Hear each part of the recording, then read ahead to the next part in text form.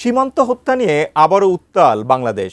সাম্প্রতিক হত্যাকাণ্ড নিয়ে স্বরাষ্ট্রমন্ত্রী সালাউদ্দিন আহমেদের এক বক্তব্যে সরব হয়েছে বিরোধী শিবির।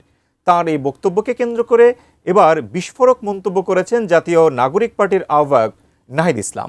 বিস্তারিত জানাচ্ছেন ত্রিবেণী তনু। সীমান্তে বিএসএফের গুলিতে বাংলাদেশি নাগরিক নিহত হওয়ার ঘটনাকে কেন্দ্র করে সরকারের অবস্থান নিয়ে প্রশ্ন তুলেছে বিরোধী রাজনৈতিক দলগুলো। স্বরাষ্ট্রমন্ত্রী সালাউদ্দিন আহমেদের বক্তব্যকে অত্যন্ত আপত্তিকর এবং অপমানজনক হিসেবে আখ্যায়িত করেছেন জাতীয় নাগরিক পার্টির আহ্বায়ক ও বিরোধী দলীয় chief whip Nahid Islam. 6 June সামাজিক যোগাযোগ মাধ্যম ফেসবুকে দেওয়া এক পোস্টে তিনি বলেন, সরকারের দায়িত্বশীল কারো কাছ থেকে এই ধরনের বক্তব্য শোনা জাতির জন্য লজ্জার।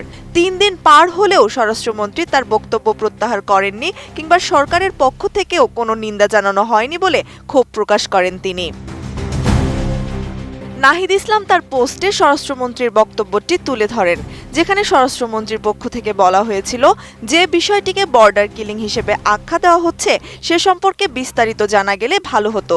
স্বরাষ্ট্রমন্ত্রীর ভাষ্য অনুযায়ী অন্য দেশের বাহিনী কর্তৃক যদি আমাদের সীমান্তে এসে হত্যাকাণ্ড চালানো হয় কেবল সেটাকেই বর্ডার কিলিং বলা যেতে পারে।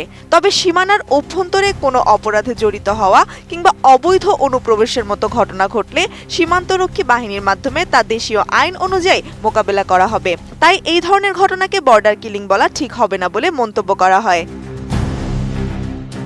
স্বরাষ্ট্রমন্ত্রীর এই যুক্তিকে আন্তর্জাতিক আইনের সঙ্গে সম্পূর্ণ সাংঘর্ষিক বলে উল্লেখ করেছেন এনসিপির আহ্বায়ক। তিনি জানান, নাগরিক ও রাজনৈতিক অধিকারের আন্তর্জাতিক চুক্তির 6 নম্বর অনুচ্ছেদ অনুযায়ী প্রতিটি মানুষের বেঁচে থাকার অধিকার একটি সহজাত অধিকার। এছাড়া জাতিসংঘের নীতিমালা স্পষ্ট বলে, চোরাচালান বা অবৈধ অনুপ্রবেশের মতো অপরাধ দমনে কোনোভাবেই প্রাণঘাতী অস্ত্র ব্যবহারের সুযোগ নেই। আগ্নেয়াস্ত্র কেবল তখনই ব্যবহার করা যাবে যখন নিজের বা অন্যের জীবন বাঁচানোর জন্য আর কোনো উপায় থাকবে না। নাহিদ ইসলাম আরও অভিযোগ করেন, সীমান্ত হত্যা নিয়ে ইতিপূর্বে এই ধরনের বক্তব্য দিয়েছিলেন ফ্যাসিবাদী সরকারের পররাষ্ট্রমন্ত্রী AK আব্দুল মোমেন। ভারতের প্রতি শেখ হাসিনা সরকারের সেই দাসত্বমূলক নীতির পরিণতি সবার জানা। ফলে জুলাই বিপ্লব পরবর্তী কোনো সরকারের কাছ থেকে এমন অবস্থান কোনোভাবেই গ্রহণযোগ্য নয়। জনগণের আকাঙ্ক্ষার প্রতি সম্মান জানিয়ে অবিলম্বে স্বরাষ্ট্রমন্ত্রীকে এই বক্তব্য প্রত্যাহারের জোর দাবি জানান তিনি।